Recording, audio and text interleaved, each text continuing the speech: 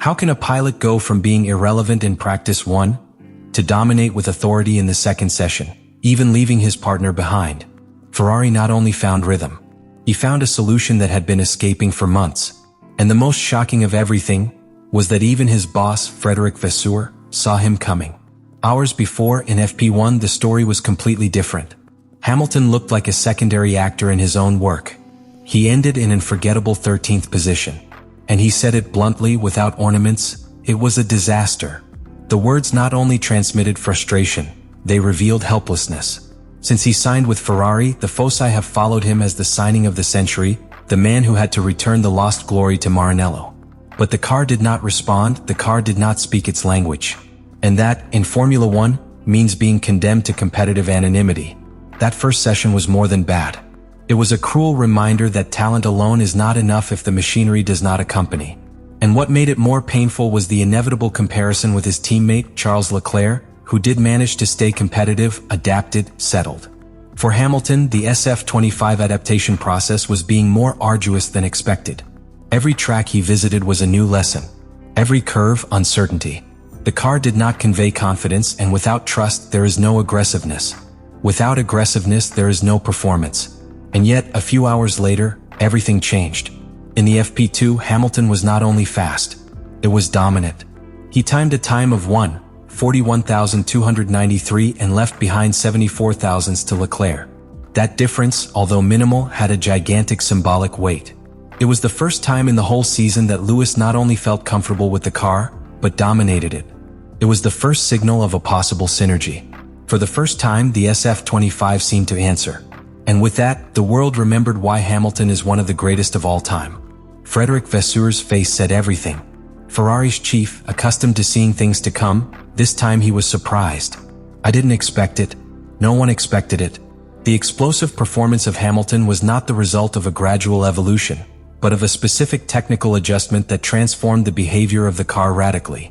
And that transformation not only surprised the paddock, he completely changed the narrative around the British pilot in Ferrari. But the most shocking was not the technical improvement itself. It was the way Hamilton capitalized that improvement. Any other pilot would have taken sessions or even weekends to rebuild trust. Hamilton did it in a few laps. It was enough for the car to give it a signal, a minimal clue that I could trust again, and made it in performance that shook the weekend bases in Baku. What happened on that Friday was much more than an improvement in the timesheet. It was the awakening of a beast that had been contained months, waiting for the right time. And that moment finally had arrived. To understand the true scope of what happened in Baku with Lewis Hamilton, it is necessary to go beyond the chronometers. You have to enter the car's core. More specifically, to the heart of one of the most critical elements in an urban circuit, the brake system. Baku, with its endless lines followed by sudden and deep braking, exposes any weakness in that area. And Hamilton lived in his own flesh during FP1. Without a clear sensation of control on the brake pedal, you cannot push the car to the limit. Without brakes, there is no rhythm. Without rhythm, there is no quick turn. It was the bottleneck that kept it stagnant. But the interesting thing is not just that Ferrari identified the problem. The truly fascinating is how and when they found the solution. During the hours between FP1 and FP2, the Scuderia technical team worked tirelessly to apply a critical modification, a redesign in the front brake ducts, expanding air outlets. This intervention had a clear objective: to improve the thermal management of the brake system. Baku brutally punishes friction compounds for its demand to stop from very high speeds at minimum speeds in seconds. If the brakes are not perfectly refrigerated, they overheat. And if that happens, they degrade, lose efficacy, and force the pilot to raise their foot ahead of time, compromising each sector. That apparently subtle change unlocked all the potential of the car. And Lewis felt it immediately. In his statements after FP2, Hamilton was very clear. He did not speak only as a pilot. He spoke as someone who deeply understood the technical process behind his improvement. He literally said, "We made some changes entering P2 and the brakes were finally working perfect." It was not a superficial comment. It was a confirmation that finally, after months of frustration, the car responded as it should. That detail also presented another dimension of his challenge in Ferrari. For each calendar circuit, Hamilton is first handling in his career with a new car, with different philosophy, with unpredictable behavior. Your learning curve is much more steep than that of any other pilot on the grill. And yet, he is paying to outstanding levels when the minimum conditions are favorable. But let's go back to the brake system. What Ferrari applied in Baku was more than a specific improvement. It was the result of weeks of simulations, thermal analysis, comparative data, and internal tests in Maranello. The solution was not improvised. It was prepared in advance for this specific circuit. What was not known was whether that solution would work on the Royal track. And it worked. That transformation not only raised Hamilton's performance, he also allowed his driving style to bloom again. Lewis is a late braking pilot, of absolute trust when entering curve, of risky paths that require surgical precision. If you do not trust the brakes, all that arsenal is neutralized. With this modification, the British recovered his most lethal weapon, trust. And when a pilot like Hamilton regains trust, everything changes. What the world witnessed in that FP2 was the exact moment in which the pilot-coach relationship took a turn. It was not an accident. It was applied with precision. It was the result of understanding that in Formula One, the smallest technical details can completely transform the narrative of a season. In order for a Formula One car to work optimally, it is not enough to solve a single technical problem. The performance of a car is like a complex orchestra. Each component must be in harmony with the rest. And that was precisely what Ferrari understood perfectly in Baku.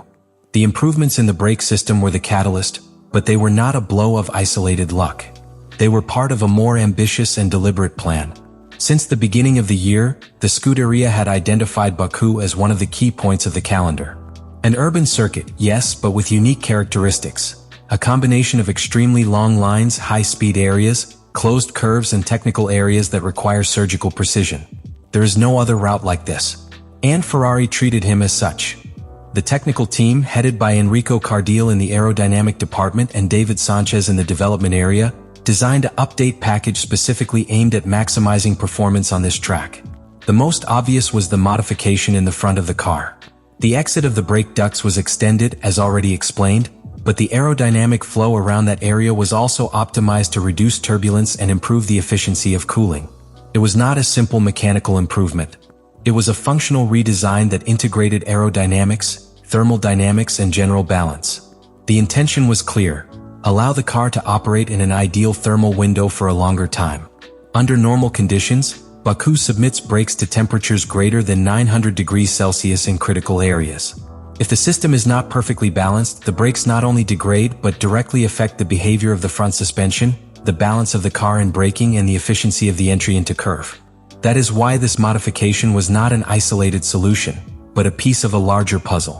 And that puzzle also included a change in aerodynamic philosophy. Ferrari implemented a low-load pack with adjustments on the rear wing, seeking to maximize the peak speed in the lines without completely compromising the traction in the slow curves. To achieve this, the team adjusted the vortex generators and the diffuser configuration, allowing the car to maintain good stability at high speed, but also a controlled entrance in the technical areas. The most surprising thing is that these modifications were not merely reactive. Ferrari was not trying to cover a hole. I was executing a premeditated strategy. Each piece, each element of this new technical package had been developed thinking about Baku. And that millimeter precision was reflected in the final performance of the car. But even that does not completely explain the difference between Hamilton and Leclerc on the track. Both pilots had the same technical material. Both had access to the same updates. The difference was how each one interpreted that new package, how each one did it. And that is where Hamilton's experience and technical sensitivity shone with their own light. Lewis knew how to read the car differently. While Leclerc was still cautious, evaluating how the new system under extreme load responded, Hamilton opted for aggressive adaptation. In his subsequent statements, he showed that he had adjusted his style to maximize changes in braking and stability. Where others saw a car still evolving, he saw an opportunity to impose authority. And that, added to a pilot like Hamilton, can be the most dangerous combination of the championship. When a pilot such as Lewis Hamilton lands in Ferrari, he does not simply occupy a seat. He does it to mark an era. To rewrite the history of a team that lives trapped between its glorious past and an eternal promise of redemption. And what happened in Baku may have been the first visible sign that this change is already underway. 4 months, Ferrari has sought the perfect balance between tradition and modernity, between history and performance. With Hamilton, that equation found a new component. The experience of someone who has won everything but still is hungry. Someone who does not need to demonstrate anything, and yet does it every time he gets into the car. Baku was the confirmation that this internal fire is still alive. That this pilot who amazed the world more than a decade ago is still able to reinvent itself when the conditions are adequate. Leave it your opinion in the comments.